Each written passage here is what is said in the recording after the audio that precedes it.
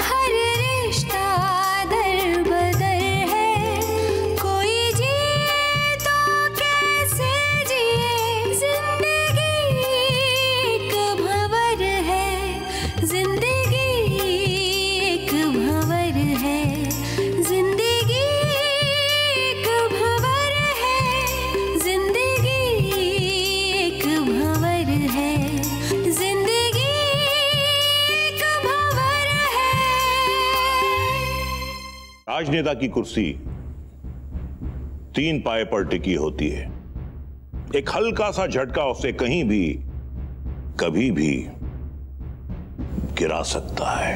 बलदेव जी से चाहे खड़ा करे, उसका हारना बहुत जरूरी है। बलदेव जी, तो यो है आपकी दुखती रग। आपका किला भी अभेद नहीं है, सेंध तो लगाई जा सके वहां। फिर पार्टी मीटिंग है 4 बजे, उसके बाद सारी आप पे निर्भर। मुबारक हो सर जी। आइए, बहुत बहुत मुबारक हो। धन्यवाद धन्यवाद। अरे जीते रहो, जीते बैठो त्यागी जी, बैठो।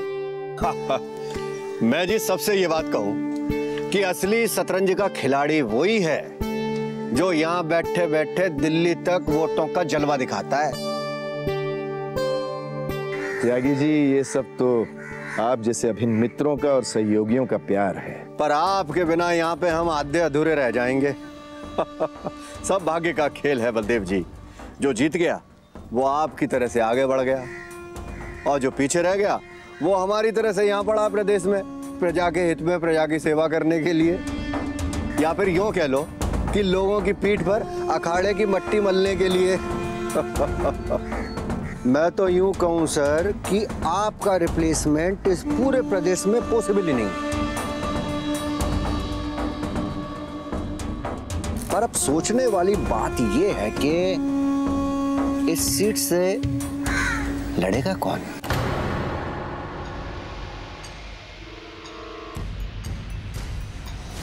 प्रदीप जी, त्यागी जी का मुंह मीठा कराइए, जाके लड्डू लाइए। लाता हूं जी, आप जैसे महानुभाव की तरक्की की खबर सुनकर हम तो पूरे ही लड्डू हो गए हैं। अरे छोड़ दो उन लड्डुओं को भाई।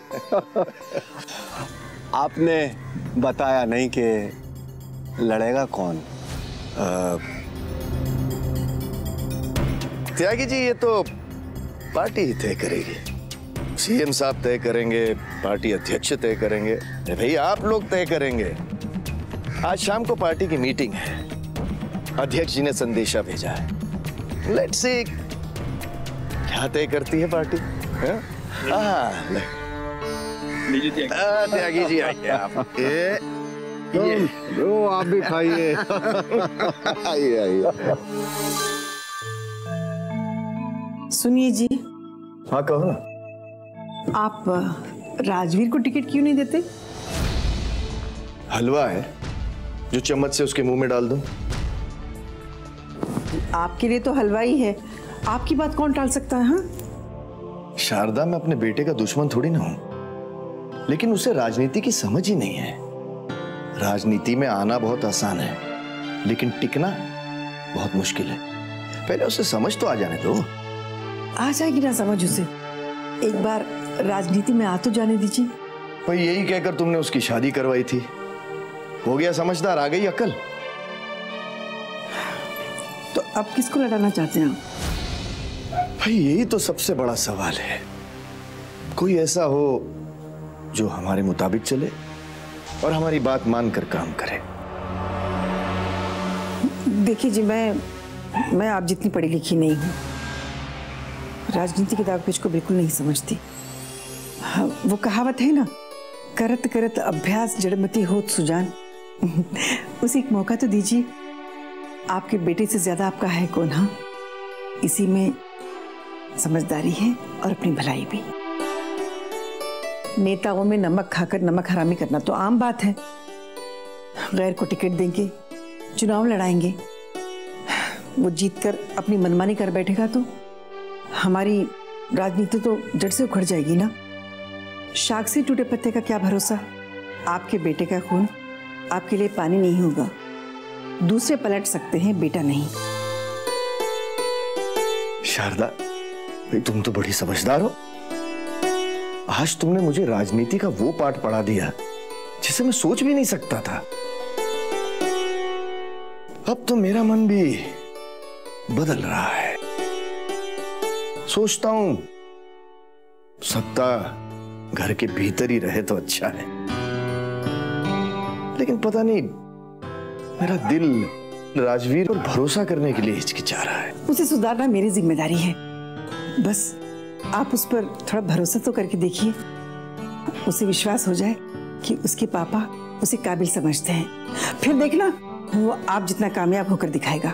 हाँ मेरे जितना? अरे भाई, हम तो चाहते कि मुझसे ज्यादा कामयाब हो, हमारा नाम रोशन करे और खानदान का। बस बस बस बस बस हो गया फैसला। चलिए आप मेरे साथ आइए। अच्छा भाई चलो। बधाई हो बेटा। किस बात की मम्मी? तुम्हारे पापा ने फैसला किया है इनकी सीट से तू चुनाव लड़ेगा। व्हाट? पापा? बेटा, हमने हमेशा चाहा है कि तुम्हारा कद हमसे भी ऊंचा हो, और ये साबित करने के लिए हम तुम्हें एक मौका दे रहे हैं। पापा के पैर छूकर आशीर्वाद लो। बहू तुम भी। जीते रहो, जीते रहो बेटा, कामयाबी तुम्हारे कदम चूमे।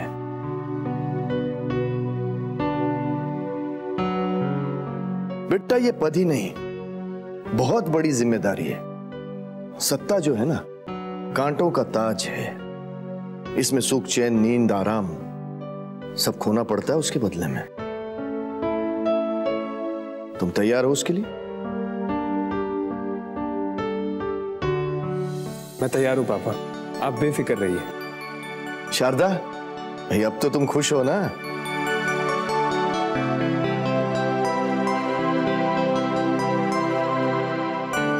मन ने कुछ चाहा और आपने ना दिया, ऐसा कभी हुआ है?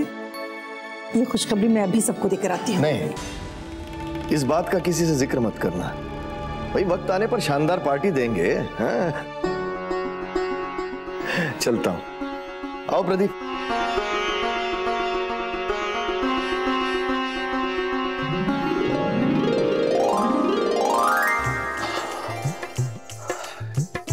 हे ऊपर वाले, तेरी माया अपरंपार है। जब तू खुशियां देता है ना, तो खुशियों का अंबार लगा देता है। इतनी खुशियां दे दी है कि मैं संभाल भी नहीं पा रहा हूं।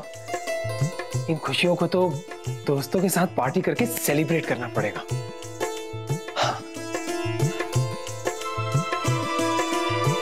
सुनील यार, एक शानदार पार्टी का इंतजाम करो। सारे दोस्तों को एक खुशखबरी दे दो कि पापा ने हमें एमएलए का टिकट देने का अंतिम फैसला कर लिया है। बस मैं पहुंच ही रहा हूं, ठीक है? कहाँ जाने की तैयारी हो रही है? रागिनी रागिनी रागिनी रागिनी, आज ये तुम कैसा बेतुका सवाल कर रही हो? अरे आज तो कितनी खुशियों का दिन है। हमारी खुशियों को पंख लगने वाले हैं। मैं सबसे युवा विधायक बनने वाला हूं। अरे पापा की आधी से ज्यादा उम्र निकल गई थी विधायक बनते बनते। तुम देखना अब मैं अपनी मंजिल की तरफ किस रफ्तार से बढ़ता हूं। हमारी जिंदगी बहुत अच्छी होगी रागिनी। शहर में हमारे शानदार बड़े बड़े बंगले, फार्म हाउस होंगे। मेरे पीछे गाड़ियों का तांता लगा रहेगा। पत्रकार मेरे आगे पीछे घूमेंगे। मेरा रुतबा ऐसा होगा कि शहर की जनता मुझसे मिलने के लिए बेताब रहेगी। अरे मेरा एक पैर देश में होगा और दूसरा पैर विदेश में होगा। हाँ और हाँ, बस बस। पता है कि बहुत बड़ी खुशी की बात है कि आपको पार्टी का उम्मीदवार बनाया जा रहा है। अब आप कुछ ही दिनों में विधायक भी बन जाएंगे। लेकिन विधायक बनने के बाद आपकी बहुत बड़ी जिम्मेदारी होगी क्षेत्र की जनता में विश्वास बनाए रखने की। क्षेत्र में विकास करना पड़ेगा आपको, लोगों में विश्वास बनाए रखने के लिए। तो अभी दोस्तों के साथ पार्टी मनाने या मौज मनाने का वक्त नहीं है। एक बार विधायक बन गए ना, फिर जितनी भी चाहे पार्टी कीजिएगा, हमें खुशी होगी। हाँ, मैं तुम्हारी बात समझ गया। मैं तुम्हें ना बाद में मिलता हूँ, ठीक है?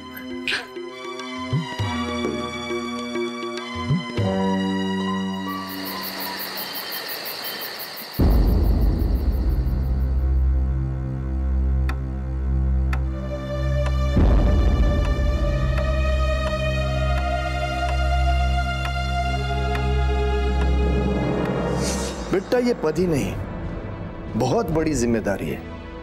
सत्ता जो है ना, कांटों का ताज है। इसमें सुख, चैन, नींद, आराम सब खोना पड़ता है उसके बदले में। तुम तैयार हो उसके लिए? मैं तैयार हूं पापा।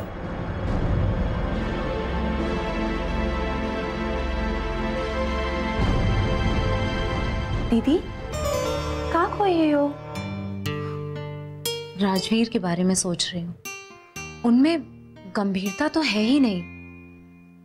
मेरी बात को तो वो ऐਵੇਂ ही हवा में उड़ा देते हैं। तुम तो जानती हो अंजना कि माँ जी ने कितनी मुश्किलों से पापा जी को इस बात के लिए तैयार किया है कि वो अपनी खाली सीट से राजवीर को चुनाव लड़ाए। अब चुनाव सर पर है और जनाब अपने दोस्तों के साथ पार्टी मनाने गए। मैं उन्हें समझाना चाहती थी कि ये वक्त पार्टी मनाने का नहीं बल्कि क्षेत्र की जनता के साथ संपर्क में आने का है। पर जब वो मेरी बात सुने तब ना। जब किसी को कोई चीज बहुत आसानी से मिल जाती है ना तो उसे उसका महत्व नहीं समझ आता। माँ जी भी उनके इसी बर्ताव से बहुत दुखी रहती हैं। और मैं तो ये सोच सोचकर परेशान हो रही हूँ कि अगर पापा जी को इस बारे में पता लगा कि वो पार्टी मनाने गए तो उन पर क्या गुजरेगी। दीदी आप इतना परेशान ना हो। जब इंसान पर जिम्मेदारियां आती हैं ना तो वो उनको निभाना भी सिखा देती हैं। देखिएगा दीदी, विधायक बनते ही उनमें इतना परिवर्तन आ जाएगा कि आपको खुद ताज्जुब होगा। काश कि ऐसा हो पाता तो मैं दुनिया की सबसे सौभाग्यशाली पत्नी होती। पता नहीं वो दिन कब आएगा मेरी जिंदगी में।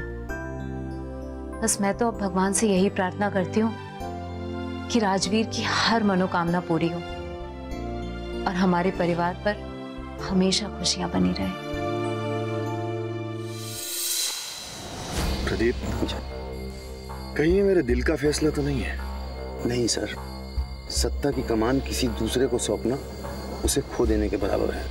और फिर देखा जाए तो राजवीर की इसमें कोई गलती भी नहीं। उसकी उम्र ही कुछ ऐसी है।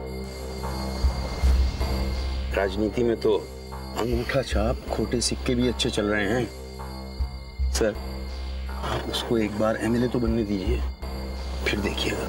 यार राजवीर, एक बात तो है, तेरे एमएलए बनने के बाद अपना राज होगा इस शहर। लोग हाथ जोड़े फिरेंगे तेरे सामने। यार, मेरे पापा मंत्री होकर मेरे सामने झुक गए, उन्होंने अपने हथियार डाल दिए, तो ये आम जनता क्या चीज है।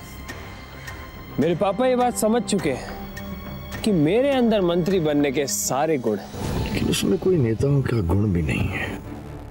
मैं संतुष्ट नहीं हूं उससे प्रदीप। आओ भाई, दारू पिलाओ। सॉरी सर, आज ड्राई डे है। जानता है हम कौन है?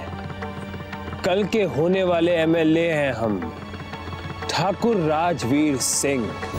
गुस्सा तो जैसे उसकी नाक पर चढ़ा रहता है और फिर वो गुस्से में विवेक शून्य हो जाता है। मैं भी देखता हूं कि तू बार कैसे नहीं खोलता। तो मैं पुलिस को फोन करूंगा। ऐसा कौन सा प्रत्याशी है आपकी नजर में? कृपा करके उसका नाम भी बता दीजिए सबको। हमारी पत्नी शारदा देवी ये चुनाव लड़ेंगी।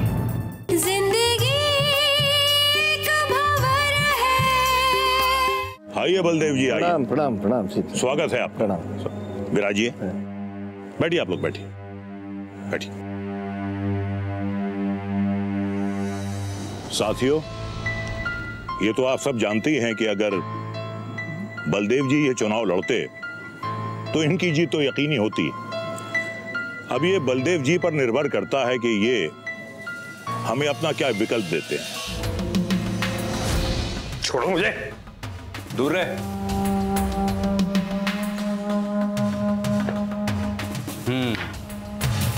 गोली चलाया सरेआम। अब देख हम काका चलाते हैं। सारी गुंडागर्दी निकाल के रख देंगे नीचे से ऊपर तक। तो शट अप, बकवास बंद करो अपनी। वहां से क्या बोलकर लेकर आए थे कि पब्लिक भड़की हुई है, कुछ भी हो सकता है। और यहाँ पुलिस स्टेशन में आके इंस्पेक्टर गिरी दिखा रहे हो, हमें धौंस दे रहे हो। तुम अभी जानते नहीं हो कि हम कौन हैं। अगर जान जाओगे ना तो ऊपर से नीचे तक हिल जाओगे। तोप हो?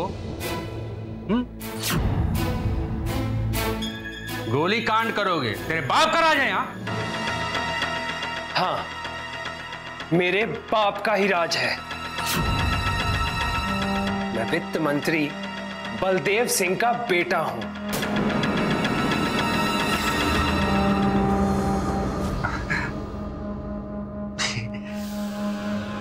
पहले क्या नहीं बताया साहब, आपके मंत्री जी के बेटे हैं। पहले बताना चाहिए था ना। चोंच बंद करो अपनी, मोबाइल तो हमारा। बहुत भारी मिस्टेक हो गया साहब। मोबाइल दो। जी जी। हेलो राजवीर, तुम कहाँ हो? मैं जीवन नगर पुलिस स्टेशन में हूं।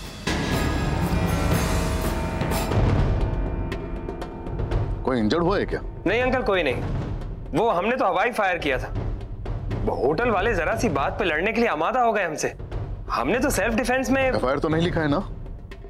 नहीं, अभी तक तो कोई नहीं लिखी है। ठीक है, मैं सर से बात करके पुलिस इंस्पेक्टर से बात कर लूंगा। ठीक है। ठीक।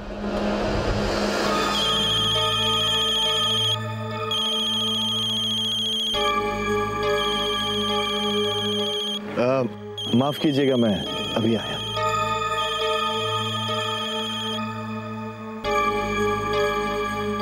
हाँ प्रदीप, बोलो।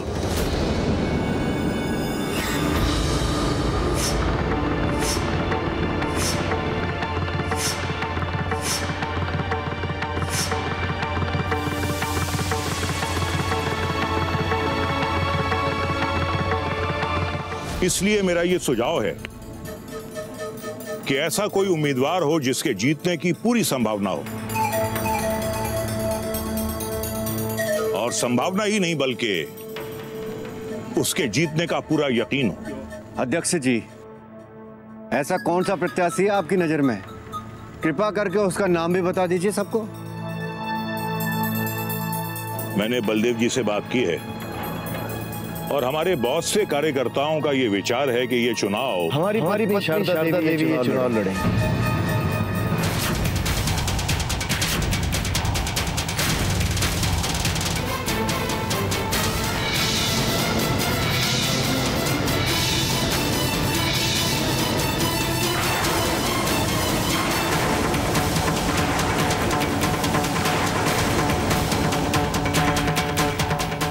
अपना निर्णय बदलकर आपको उम्मीदवार बनाना पड़ा। राजवीर ने ऐसे हालात पैदा कर दिए हैं कि उसे चुनाव में खड़ा करने के बारे में मैं सोच भी नहीं सकता। जिंदगी एक भंवर है। राजवीर की इस हरकत ने हमें शर्मिंदा कर दिया है प्रदीप। वो विरोधी जो हमारे सामने आंख उठाकर बात नहीं करते, कतराते हैं हमारे सामने आने से, राजवीर ने उन्हें एक मौका दे दिया है हमारे खिलाफ बोलने का। ऐसी मानसिकता के लोग प्रदीप राजनीति में ज्यादा सफल नहीं हो सकते। विरोधी तो गैस के गुब्बारे होते हैं सर, थोड़ी देर हवा में उड़े फिर जमीन पे गिरे। आप इन सबसे परेशान मत होइए। मैं विरोधियों से कभी परेशान नहीं होता हूं, ये तुम अच्छी तरह से जानते हो प्रदीप। हाँ, मैं परेशान हूं राजवीर के रवैये से। उसने अपने पैर पर उस वक्त कुल्हाड़ी मारी जब हम उसकी जिंदगी बदलने जा रहे थे, और मैंने तुरंत अपना इरादा बदल दिया। मैं उन लोगों को संदेश देना चाहता हूं प्रदीप जो राजनीति को अनीति का अखाड़ा समझते हैं। आतंक के बल पर राजनीति करने वाले लोग समाज, देश और प्रजातंत्र के लिए घातक हैं प्रदीप। हम राजनीति की शीर्ष पर बैठने वाले लोग हैं। हमारी छींक भी मीडिया के लिए सुर्खियां बन जाती है। राजवीर ने जो किया है, अगर उसकी भनक मीडिया को लग जाए तो उन्हें एक और मुद्दा मिल जाएगा हमारे खिलाफ उछालने का। अभी एफआईआर दर्ज नहीं हुई है सर, अभी सब संभाल लेंगे। तुम्हारे संभालने का क्या मतलब है प्रदीप? कहीं ऐसा तो नहीं कि उसे लॉकअप से छुड़ा लाओगे?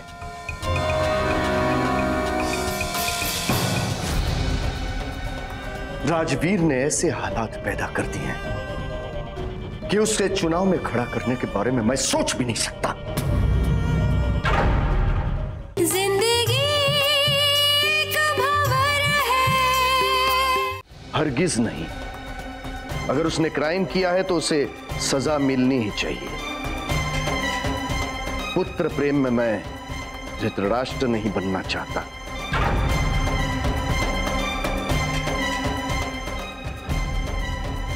चुनाव सर पर ना होते तो मैं उसे जमानत पर छुड़ा लेता,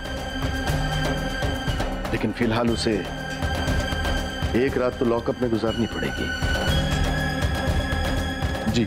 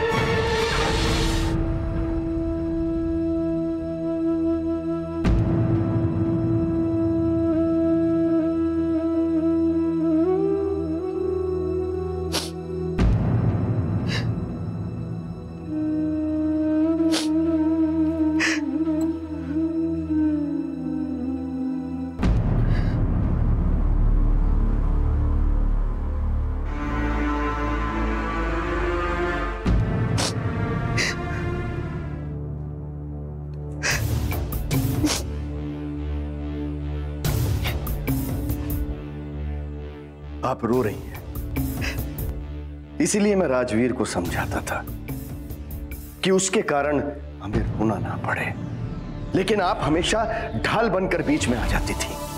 आप ही के कहने पर उसे चुनाव में खड़ा करने का निर्णय लिया था मैंने, लेकिन क्या हुआ? सिर मुंडाते ही उसने हमारे सिर पर ओले बरसाने शुरू कर दिए।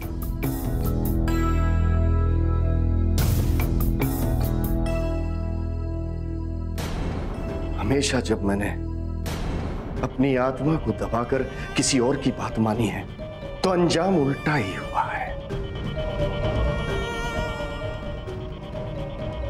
और यहां भी वही बात हुई।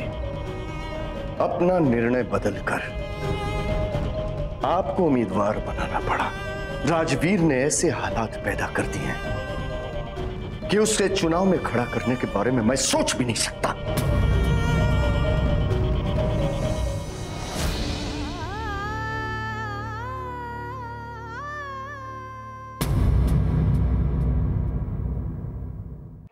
सफलता का नशा ही कुछ ऐसा होता है, वो खून के रिश्ते को भी भुला देता है। आज मेरे नाम की रैलियां निकल रही होती, जय जयकार हो रही होती मेरी, लेकिन अब मां की जय जयकार होगी। लेकिन मैं इस जय जयकार को अपने राजनीति के करियर में धोखे जाने वाली कील नहीं बनने दूंगा।